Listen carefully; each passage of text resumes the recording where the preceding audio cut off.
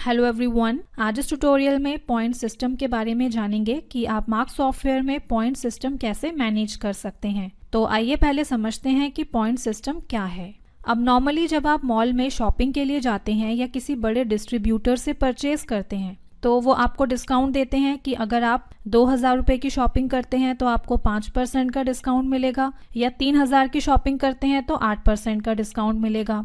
और ये discount coupons में या पॉइंट्स में भी हो सकता है। तो अब पॉइंट सिस्टम में क्या होता है, इसमें भी आपको डिस्काउंट मिलता है लेकिन वो पॉइंट्स में मिलता है। जैसे कि अगर आप 1000 रुपये की शॉपिंग करते हैं तो आपको 5 पॉइंट्स मिलेंगे, या 3000 की शॉपिंग करते हैं तो 10 पॉइंट्स मिलेंगे। और इन पॉइंट्स को कस्टमर अपनी नेक्स्ट शॉपिंग में या नेक्स्ट परचेजेस में रिडीम कर सकते हैं। और इससे क्या बेनिफिट होगा? इससे ये बेनिफिट होगा कि अगर कस्टमर के पास पॉइंट्स हैं तो वो फिर से आपके पास शॉपिंग के लिए आएंगे और इस तरीके से आप अपने फर्दर बिजनेस को इंक्रीज कर सकते हैं। तो आइए अब देखते हैं मार्क्स सॉफ्टवेयर में इसका प्रोसेस क्या है। इसके लिए सबसे पहले आप मास्टर से रेट एंड डिस्काउंट मास्टर से पॉइंट सिस्टम पर आएंगे। अब जैसे यहाँ पर है points calculation on value item quantity wise. इसका मतलब है कि आप पॉइंट्स कैसे कैलकुलेट करना चाहते हैं, वैल्यू पर या आइटम पर। वैल्यू का मतलब है कि 2000 या 3000 रुपीज पर आपको इतने पर्टिकुलर पॉइंट्स मिलेंगे, और पॉइंट्स जो हैं वो मैक्सिमम वैल्यू पर ही कैलकुलेट होते हैं। तो अगर आप यहाँ पर वैल्यू पर कैलकुलेट करना चाहते हैं तो उसके लिए आप यहाँ पर वाई सेट करेंगे। और अगर आप आइटम वाइज या क्वांटिटी वाइज करते हैं कि 5 क्वांटिटी पर इतने पॉइंट्स मिलेंगे तो उसके लिए आप यहाँ पर आई सेट कर लेंगे। इसके बाद नेक्स्ट है points calculate on cash and card ledger sales. अब जैसे कि जो रिटेलर हैं उनकी सेल कैश या क्रेडिट कार्ड दोनों से होती है, तो अगर उन पर भी पॉइंट्स कैलकुलेट करना चाहते हैं तो यस करेंगे, अदरवाइज नो रहने देंगे। Next is points calculate on special scheme items. मतलब कि स्पेशल स्कीम आइटम्स पर पॉइंट्स कैलकुलेट करना चाहते हैं या नहीं। फिर है कि रिटेल बिलिंग में पॉइंट्स किस बेसिस पर कैलकुलेट करें, मोबाइल नंबर के बेस पर, लेजर के बेस पर, या दोनों के बेस पर। अब जैसे कि बिलिंग दो तरीके से होती है। एक तो होलसेलर होते हैं जिनके फिक्स कस्टमर होते हैं, तो वो उनके लेजर मेंटेन करते हैं और लेजर के बेस पर बिलिंग करते हैं। और दूसरी रिटेल बिलिंग होती है। अब जैसे कि सुपरमार्केट में दिन में 50 या 100 कस्टमर्स आते हैं और ज़रूरी नहीं है कि सारे कस्टमर्स फिक्स हों, तो उस केस में लेजर मेंटेन ना करके मोबाइल नंबर के बेस पर बिलिंग करते हैं। तो यहाँ हम ए सेट करते हैं कि चाहे लेजर हो या मोबाइल नंबर हो तो पॉइंट्स कैलकुलेट हो जाए। Next option is if points item quantity wise points round of. ये वाला जो ऑप्शन है ये फर्स्ट वाले ऑप्शन के साथ काम करेगा कि अगर यहाँ पॉइंट्स को आइटम पर कैलकुलेट कर रहे हैं तो क्या पॉइंट्स राउंड ऑफ हो जाएं। तो अगर आप चाहते हैं कि पॉइंट्स राउंड ऑफ हो जाएं तो आप यहाँ पर यस करेंगे, अदरवाइज नो रहने देंगे। Next is item default points quantity if apply on all items. तो यहाँ पर आप जो है डिफॉल्ट पॉइंट्स और क्वांटिटी सेट कर सकते हैं, जैसे कि 5 क्वांटिटी पर 1 पॉइंट। मतलब कि हमने यहाँ पर एक डिफॉल्ट क्वांटिटी और पॉइंट सेट कर दिया है कि 5 क्वांटिटी पर 1 पॉइंट मिलेगा। तो जो भी डिफॉल्ट पॉइंट और क्वांटिटी आप यहाँ पर सेट करेंगे वो सारी आइटम्स पर अप्लाई हो जाएगा। और अगर कुछ आइटम्स में आप चेंज करना चाहते हैं तो आप चेंज कर सकते हैं। और ये ऑप्शन भी तब काम करेगा जब यहाँ पॉइंट्स को आइटम पर कैलकुलेट करेंगे। फिर यहाँ पर नेक्स्ट है कि पॉइंट्स कैसे सेट करने हैं, सभी आइटम्स पर या सेलेक्टेड आइटम्स पर।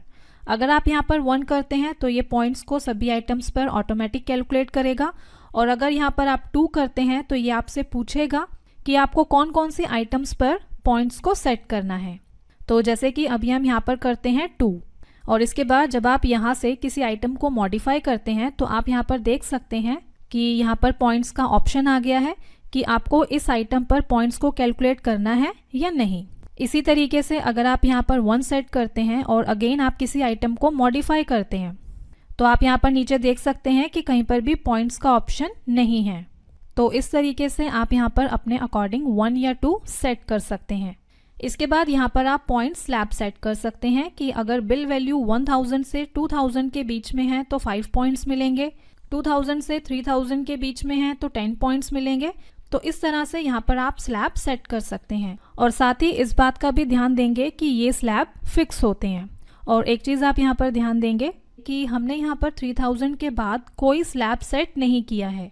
तो इस केस में क्या होगा कि अगर बिल वैल्यू 3000 होती है तो भी 15 पॉइंट्स मिलेंगे, और अगर 3000 से अबव होती है तो भी 15 पॉइंट्स मिलेंगे। तो इसके लिए आप यहाँ पर क्या कर सकते हैं, आप यहाँ पर फ्रिक्शन बेस पर भी पॉइंट्स को सेट कर सकते हैं कि अगर यहाँ 1000 वैल्यू पर 5 पॉइंट सेट किए हैं तो 2000 पे 10 ऑटोमेटिक हो जाए। मतलब कि अगर वैल्यू इंक्रीज होगी तो उसके अकॉर्डिंग पॉइंट्स भी ऑटोमेटिक इंक्रीज हो जाएंगे। तो आपको यहाँ पर स्लैब सेट करने की नीड नहीं है, पहले आप इन्हें 0 कर देंगे और यहाँ पर आप सिर्फ फ्रिक्शन एंटर कर देंगे, जैसे कि 1000 वैल्यू पर 5 पॉइंट्स कैलकुलेट हो जाएं। नेक्स्ट है पर point cash value for discount. मतलब कि अगर आप पॉइंट्स के बेस पर भी डिस्काउंट देना चाहते हैं तो आप यहाँ पर मेंशन कर सकते हैं कि नेक्स्ट टाइम जब पॉइंट्स डिडक्ट होंगे तो 1 पॉइंट की वैल्यू कितनी होगी। फॉर एग्जाम्पल, अगर 1 पॉइंट की वैल्यू 5 है और अगर कस्टमर के 50 पॉइंट्स बनते हैं तो उसे 250 रुपीज़ का डिस्काउंट मिलेगा। तो हम यहाँ पर सेट करते हैं कि 1 पॉइंट की वैल्यू 5 है। और इसके बाद अब जैसे कि सेल बिल जनरेट करते हैं, पार्टी सेलेक्ट करते हैं, देन आइटम सेलेक्ट करते हैं, क्वांटिटी हमने यहाँ पर एंटर कर दी है 1, और सपोज यहाँ पर रेट सेट करते हैं 1000। तो अब आप यहाँ पर देख सकते हैं नीचे कि यहाँ पर आपको बिल पॉइंट 5 शो कर रहा है, क्योंकि हमने सेट किया था कि 1000 वैल्यू पर 5 पॉइंट्स कैलकुलेट करें, तो इसलिए यहाँ पर बिल पॉइंट हमें 5 शो हो रहे हैं। इसी तरह सपोज अगर यहाँ पर वैल्यू 2000 की होती है तो आप देख सकते हैं कि अब यहाँ पर ऑटोमेटिक बिल पॉइंट 10 हो गया है।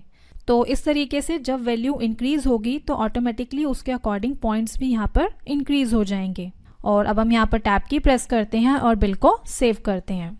इसी के साथ अगर आप बिल पॉइंट्स को बिल पर भी प्रिंट करना चाहते हैं, जैसे कि हमें यहाँ पर पॉइंट्स को सब टोटल के नीचे प्रिंट करना है, तो इसके लिए हम यहाँ पर एक छोटी सी कमांड लगाएंगे।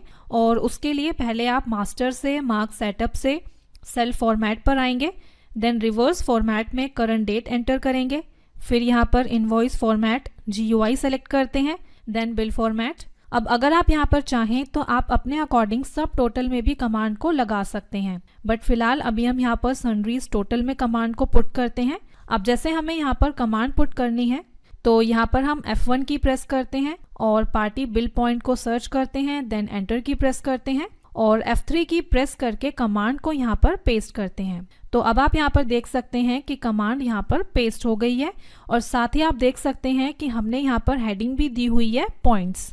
और अब Ctrl W करके सेव करते हैं, देन एस्केप की प्रेस करते हैं। अब इसके बाद जब हम यहाँ पर बिल को मॉडिफाई करते हैं, देन यहाँ से करते हैं print and then press F। तो अब आप यहाँ पर देख सकते हैं कि पॉइंट्स सब टोटल के नीचे यहाँ पर शो हो गए हैं। तो इस तरीके से आप पॉइंट्स को भी बिल में प्रिंट कर सकते हैं। इसके बाद अब फिर से इसी कस्टमर के लिए बिल जनरेट करते हैं। अब सपोज ये कस्टमर 15/1/2018 को फिर से आता है, तो अब आप यहाँ पर देख सकते हैं कि इस अमाउंट के अकॉर्डिंग पॉइंट्स यहाँ पर ऑटोमेटिकली कैलकुलेट हो गए हैं, जो कि इसी बिल के हैं। और साथ ही आप देख सकते हैं कि यहाँ पर शो हो रहा है कि इस कस्टमर के टोटल अब 25 पॉइंट्स हैं। और इसके बाद जितने भी पॉइंट्स कस्टमर रिडीम करना चाहता है उतने पॉइंट्स आप यहाँ पर मेंशन कर देंगे। सपोज हम यहाँ पर एंटर करते हैं 10। तो अब जैसे कि हमने सेट किया था कि 1 पॉइंट की वैल्यू 5 है और अभी हमने यहाँ पर 10 पॉइंट मेंशन किए हैं, तो अब आप यहाँ पर देख सकते हैं कि ऑटोमेटिकली यहाँ पर 50 रुपीज़ लेस हो गए हैं। और अब यहाँ पर हम टैब की प्रेस करते हैं और बिल को सेव करते हैं।